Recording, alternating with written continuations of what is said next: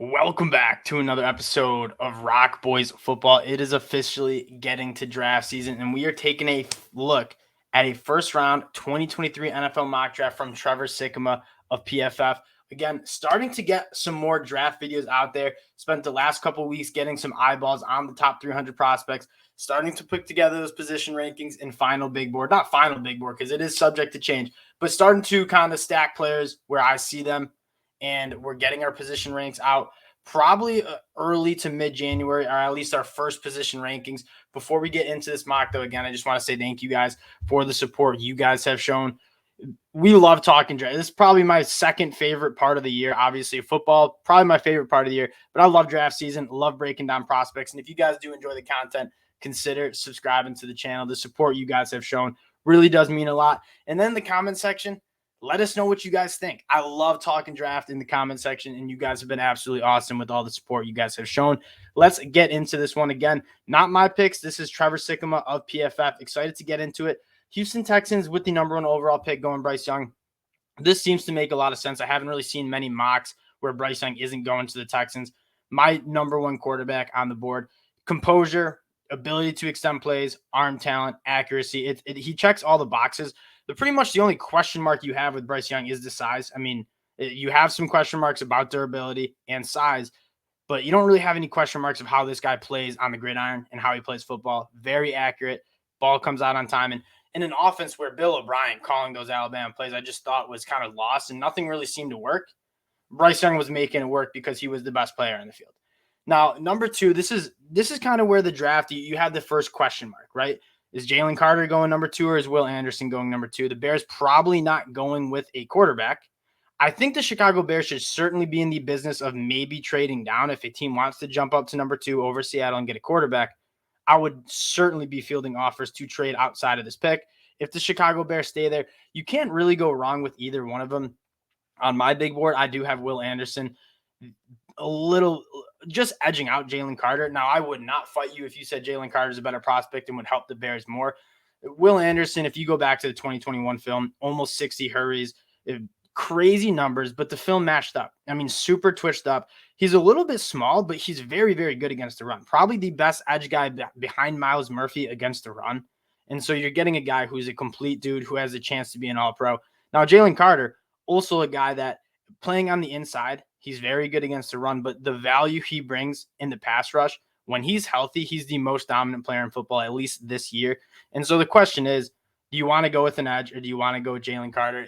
How you play defense, what your personnel, that'll all kind of take into account. But Jalen Carter and Will Anderson, for my money, are very, very similar prospects, and you really can't go wrong with either of them. One question mark is, does Seattle go with a quarterback? I don't think so, because if you have Jalen Carter or Will Anderson on the board, really, really hard to pass those prospects up. Number four, the Arizona Cardinals going with Myles Murphy. This is another one that I really like. Myles Murphy, if you guys have been listening to me, one of my favorite edge defenders in the whole entire country. He's my number two edge guy off the board.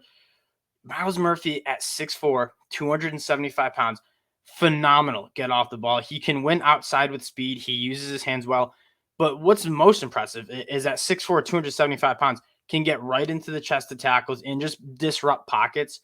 One of the more disruptive players in the production, not necessarily there in 2022, but the disruption, the havoc rate when you watch the film, it's certainly there.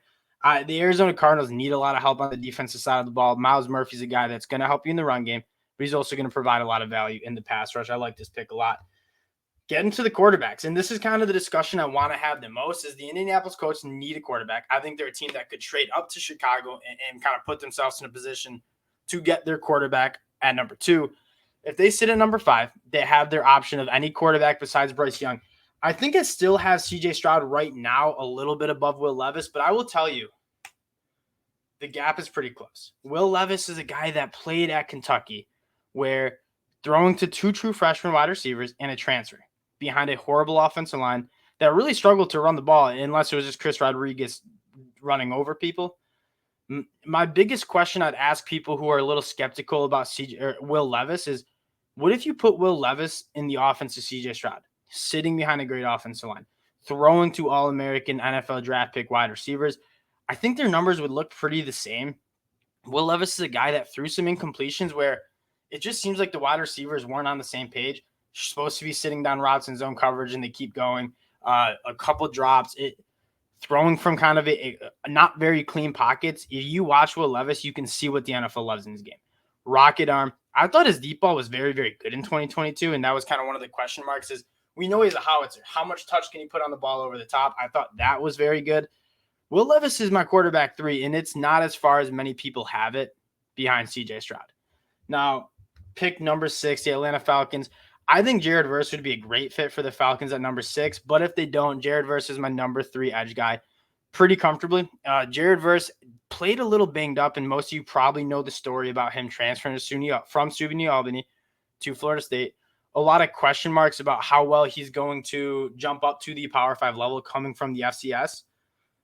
Those questions were answered against LSU week 1. And if you want to see a healthy Jared Verse just being an absolute dominant force, go check out that film. I mean, I don't think he was blocked on over 15 plays. Those tackles were young, but Jared Verse was feeding them all night, creating pressures, creating tackles for loss and sacks, drew 2 holding penalties. Jared Verse is comfortably my edge 3, and I think he's one of the more slept-on prospects in this draft class. I really like this pick. Number 7, Detroit Lions. Could go a lot of different ways here, too. You're going to get a dog in Bryan Bresee, who I heard rumors might come back to Clemson. I'd be surprised if he does. He never was really healthy besides his true freshman year. He tore his ACL his second year, and then this year, kidney stone. I believe he had the flu for a couple of weeks. He obviously had the death of his sister. Never really seen him 100% since his true freshman year, but the traits are absolutely there in terms of being an absolute force on the inside, who can also rush the passer. Detroit needs help on the defense. And Bryan Bresee is a guy that is going to help your defense in both the pass rush and against the run. I think this pick makes a lot of sense. Carolina Panthers, getting CJ Stroud at number 8, this would be awesome. I think the Carolina Panthers need a quarterback, and if CJ Stroud falls to 8, this is kind of a no-brainer. CJ Stroud is one of the best quarterbacks in the whole entire country, maybe even the quarterback 1. I mean, there were a lot of question marks that he might have been. He's very accurate to football. You turn on the film, he doesn't miss many throws. And this would be a dynamite pick for the Panthers. Tyree Wilson going to the Raiders. I don't really know what the Raiders will look like in 2023. Tyree Wilson, I'm not completely sold on yet. You watch him and you see the flashes of like, this guy could be a top 5 pick. And then I kind of understand why some people want him to go that high. My problem is just consistency in an edge class that is so talented, in my opinion. This is where I have him. I do have him at edge 4, maybe edge 5. I'm going to check my notes. I do have Felix Anudike-Uzomah a little bit over Tyree Wilson, so I have him in number 5. I get Tyree Wilson's – I get his appeal. I mean, the length at 6'7", he's very powerful when he decides to be. Just the film is a little bit inconsistent. It seems like he was playing very out of control at times.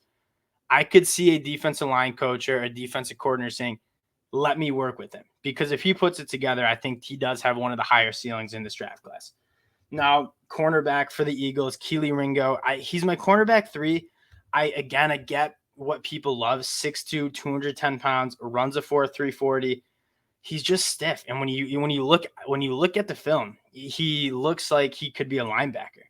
And if you put him in a scheme where they play a lot of zone coverage and you let him kind of have his eyes on the quarterback and be an athlete, I think that makes a lot of sense. But if I'm taking a cornerback in the top 10, I want him to be nails in man coverage too. Kelee Ringo struggles in man coverage because he's so big. He's not as fluid as some of the other corners like Joey Porter Jr., Devin Witherspoon. So I like Kelee Ringo. He needs to go to a good spot. If I'm taking a cornerback in the top 10, I want it to be Joey Porter Jr. I want it to be someone like Devin Witherspoon, who I'm very comfortable putting on an island in man coverage that he's going to hold up. Because Kelee Ringo, I don't know if he can hold up in space against a guy like Justin Jefferson or DK Metcalf or a wide receiver that runs really, really clean routes.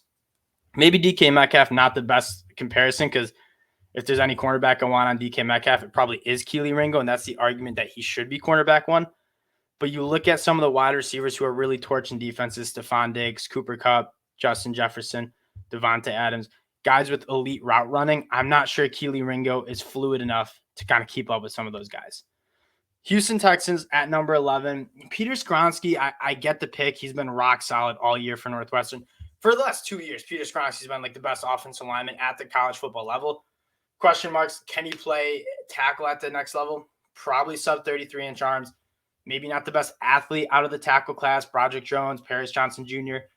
Probably considered better athletes. But Peter Skoronski is a guy that even if you stick him in at guard, he's going to be Very, very solid. Probably the highest floor in this tackle class. My only problem is I think the Texans should be going wide receiver. If you get Bryce Young at wide receiver 1, I think it makes a lot of sense to go get some help. Quentin Johnston's still on the board. He's easily my wide receiver 1.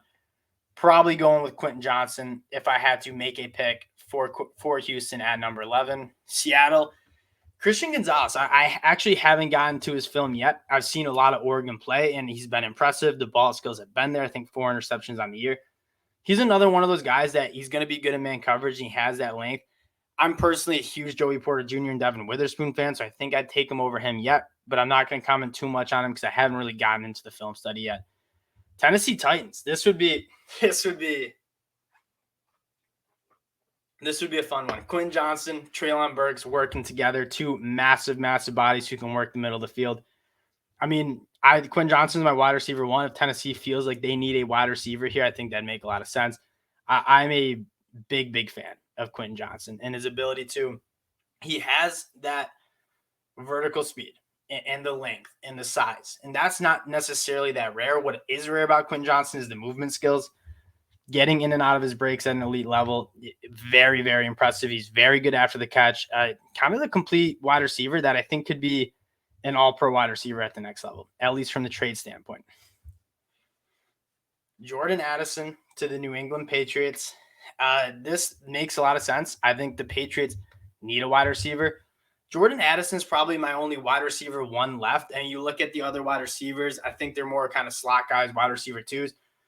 In my opinion, Kayshon Boutte now has entered the draft class. He might be my wide receiver 2, but Jordan Addison, probably the most complete wide receiver in this class in terms of route running, body control, tracking the football down the field. What he was at Pitt last year, phenomenal. Put together another good year at USC. I like Jordan Addison a lot. I think this pick would make a lot of sense. New York Jets, get my guy, Paris Johnson Jr. He is my offensive tackle 1. Paris Johnson Jr. is a project, and I'm not afraid to say that. When you see him in pass protection, sometimes he kind of gets bullied a little bit when guys get into his chest. If you go back and watch Aiden Hutchinson in 2021, happened a couple times. When he faces elite edge defenders, he struggles with some power. But in terms of being an athlete, being explosive in the run game, moving bodies, that's where he's very, very good, which makes me think you're going to be able to translate that into pass protection. He's got good feet. He's got good length. He's a big body. I just think he needs to work on that sandbag when he's in pass pro. But he's an explosive athlete there. For my money, he's got the best traits as the offensive tackle 1, and that's kind of why I have him as my offensive tackle 1. And then Broderick Jones, my offensive tackle 2. He's kind of middle between Peter and Paris Johnson, where film's really good. Probably not the athlete Paris Johnson is, but probably not as good as Peter Skoronski's film was. And Broderick Jones is, again, Paris Johnson, Broderick Jones, and Peter Skoronski, all 3 really, really good tackles that probably should go in the top 20. Kind of depends on what you want to do and how you feel about Peter Skoronski playing tackle long-term in the NFL. Green Bay Packers, go get Michael Mayer. This one makes a lot of sense. He's the best passing threat tight end in this draft. I really do like Darnell Washington too. Getting Aaron Rodgers some help at tight end. My only question is, when has a tight end getting picked in the top 20 ever been really worth it? TJ Hawkinson, I don't know. Kyle Pitts, the jury's probably still out on that because he hasn't really been healthy. He hasn't really had a good offense. But I just not sure if I'm comfortable. I'm not sure if Michael Mayer has like the elite traits that I'd want to take a tight end that high. But I do think he's the best tight end in the class. Detroit Lions, go get – this would be a phenomenal pick for the Detroit Lions. Joey Porter Jr. is my number 1 cornerback off the board. I love his game, the length, the pass breakups. When he was targeted, quarterbacks had less than a 50% passer rating. He's like a no-fly zone for Penn State. He has all the traits, and then he put it together in his 4th year at Penn State. This one makes a lot of sense and would be a dynamite pick for the Detroit Lions, who are addressing the defensive side of the ball with Bryan Bresee and Joey Porter in this class. Jacksonville Jaguars, go get Cam Smith. Cam Smith's not in my top 5 at cornerback. I have questions if he can play outside. I think he's a little handsy. Me personally, I tend to favor those longer cornerbacks who can play the boundary better. So I even have a guy like Emmanuel Forbes over Cam Smith because the length, because the ball skills are there. Cam Smith, I've seen some J.C. Horn projections. I think that's just because they played at the same school. J.C. Horn's a little bit better of an athlete than Cam Smith. Tested off the charts in the combine when he came out. I don't know if Cam Smith is that kind of guy. I think he might be more of a nickel dude. He played a lot of nickel at South Carolina. I'm not completely sold on Cam Smith being a top 20 pick at that cornerback spot. Tampa Bay Buccaneers going with Nolan Smith.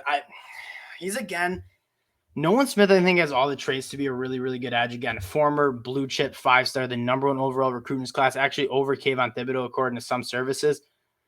He didn't stay healthy this year. He tore his pectoral muscle. He's another guy who, like Will Anderson, is kind of undersized, but very, very good against the run. I think he needs to work on his pass rushing chops. He has the traits to do it. I think he has really, really good bender on the edge.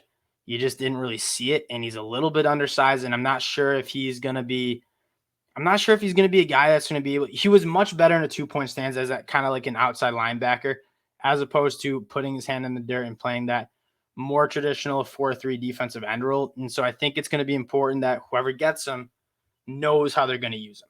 Now, Washington Commanders – going and getting Anton Harrison. ROC, who is on the show a lot, loves Anton Harrison. He's my offensive tackle for, so this would make sense if the Commanders want to go offensive tackle. Really, really strong dude from what I've seen. Feet, I think, needs some work. Again, he's more of a raw prospect, but you see his feet kind of get stuck in the mud, but his upper body strength is so good that it didn't really matter. I think if an offensive line coach gets his hands on him, I think he can be a really good tackle. I think he, out of all 3 of those prospects that were above him, Paris Johnson, Peter Skoronski, and Broderick Jones, I think they're all better tackles right now, but Anton Harrison has the traits to be that kind of level tackle. Dolphins forfeited their pick, 23. The Giants are going to take a spin at Anthony Richardson. Daniel Jones is making this choice a lot more hard for the New York Giants. Anthony Richardson, in my money, you're seeing a lot of Josh Allen, Will Levis comps. I kind of get it. If you're looking for an all-time traits quarterback, it is Anthony Richardson. That being said, he probably should have stayed in another year of school. Like, really, really inconsistent. Didn't complete over 55% of his passes this year. Misses a lot of throws high. He misses a lot of throws low. Doesn't have great touch on the ball, but he has a howitzer of an arm, and he showed that on the film. He's also easily the best athlete in this quarterback class. He's going to have to sit here, but he can be kind of an elite quarterback if he puts it all together. I'm wondering if a team is excited enough to take him in the top 10. I would be surprised. I wouldn't personally, because he needs a lot of work. And so maybe you give Daniel Jones a shorter contract. You take Anthony Richardson and see what you can do. Again, Anthony Richardson's probably a little closer to Josh Allen than Will Levis, and Brian Daboll at the New York Giants maybe wants those traits. I think that could make a little bit of sense. But again, Anthony Richardson's a cat that definitely needs a lot of work. The Chargers going and getting Zay Flowers. Zay Flowers is a guy that I kind of wish just didn't play on the BC offense. He's sick. Vertically down the field, he's very, very good. Tracking balls. He's not the biggest guy, but the ball skills and the tracking is really, really good. Elite speed. It's just tough because you didn't really see a ton at Boston College. He was kind of their offense. I don't know if I'm ready to put him in the first round, but I know a lot of people do like him a lot. Baltimore Ravens go get Clark Phillips from Utah. I like Clark Phillips, especially kind of in the slot. And I'm not even like, when people say he's a nickel corner, like, okay, I'm not drafting a nickel cornerback in the top 10, but I don't know if I'm like not going to take him in the first round. Like Clark Phillips in an NFL that's so important to play good nickel defense, why don't you go get a nickel corner in the draft and spend high draft capital on doing it? For the content, I wish the Ravens went with someone like Darnell Washington, because that tight end, I think he'd be very fun in that offense. I do think Clark Phillips is a very good cornerback, especially if you're looking for more of a nickel guy. Denver Broncos go get O'Cyrus Torrence, easily the best interior offensive lineman in this class. Whatever team needs an interior offensive lineman, O'Cyrus Torrence will be off the board. I take a look at the interior offensive line. It's not very impressive outside of O'Cyrus Torrence, who didn't even give up a sack all year. For Florida, he's a transfer from ULL, coming over with Billy Napier. 335 pounds. He's a road grader in the run game as well. There's a lot to like about O'Cyrus Torrence. Dallas Cowboys going and getting Jackson Smith-Njigba. One of the more polarizing picks, I think, in this draft. He doesn't have elite traits. He's not going to be a 4-3 guy. He's not a big body dude, but he's probably the best pure wide receiver in this class. Like when you watch him against Utah in the Rose Bowl, when you watch him in 2021 in general, you could have made an argument he was the best wide receiver on the Ohio State team that had Chris Olave, that had Garrett Wilson, who were both first-round picks, and both are doing really, really well in the NFL. he doesn't have the traits that Gonzalez did, and so you might see him slip a little. And then he didn't play in 2022 at all. I think he played like 30 snaps total with the hamstring injury. So there are some question marks about him, but he is, for my money, like the best wide receiver in college. And then how does that translate to the NFL? Maybe you have some more question marks about that. Darn, I should rephrase that. Jackson Smith-Njigba, I think I phrased that wrong. He's really, really good at the sport. I just am not really sure if teams are going to love him because the traits aren't necessarily there. And matter of fact, and I'm more of a film and how good you are at the sport as opposed to the traits. But like, it's hard to argue that he has the traits like Quentin Johnston does, has the traits like Jordan Addison does. He probably doesn't. But that being said, open 24/7 for that Ohio State offense. Played a lot in the slot, but I think he's a guy that could play outside and create separation and win. Cincinnati Bengals, go get Darnell Wright. My brother really likes Darnell Wright. We'll have to get him on the pod and talk a little bit more about Darnell Wright, a former 5-star dude out of high school. If you look at the tackles that I have, he's my next tackle off the board. I'm just not sure if he's a first-round pick.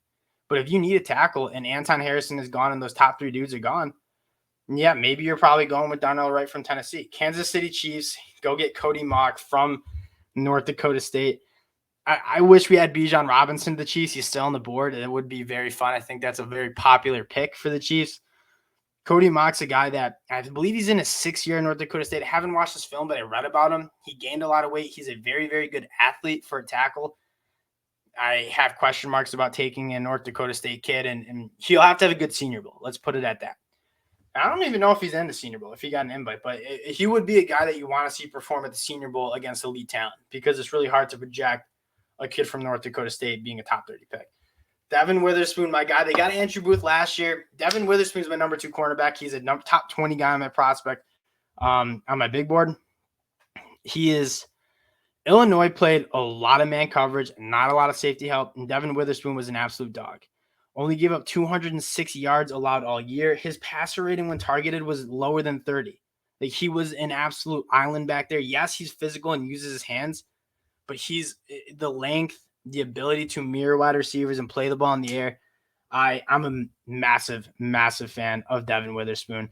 Should be a little higher than this personally.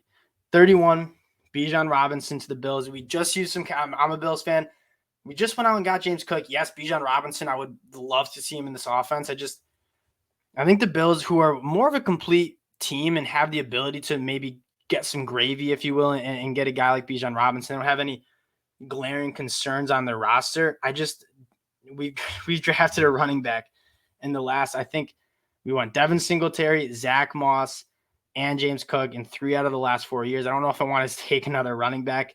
That being said, if Bijan Robinson is here at 31, which I don't think he will be, I wouldn't necessarily complain and probably would get a jersey.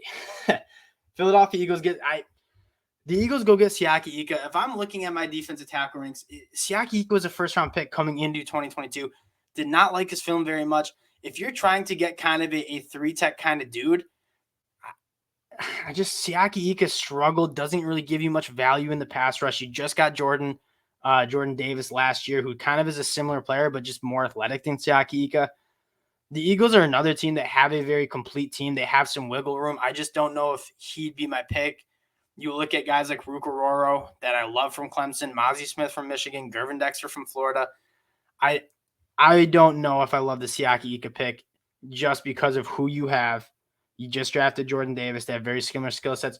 Siaki Ika is a great 2-gapper. He takes on double teams well. He's good in the run game, but he provides limited value in the pass rush. I almost wanted the Eagles to wait and go get a guy like Keandre Coburn in day 2, as opposed to getting Siaki Ika with a first-round pick. I just don't think he's worth it. That'll do it for a 2023 first-round NFL mock draft of Trevor Sikkema. Again, let me know in the comment section what you guys think. Players that need to be included in this that weren't. Some guys that I probably would think about including: Trent Simpson from Clemson. I think he's easily linebacker 1 in this class. Felix Anaduke-Uzama was not picked. I think Brian Branch and Antonio Johnson from Texas A&M and Alabama. Those are guys that I probably have first-round grades on. Trevor Sikkema, very, very smart dude. I listen to him a lot on the NFL Stock Exchange. Big fan of his. Again, appreciate you guys checking us out. If you do enjoy the content, consider subscribing to the channel. We appreciate you guys. We'll talk to y'all later. Peace.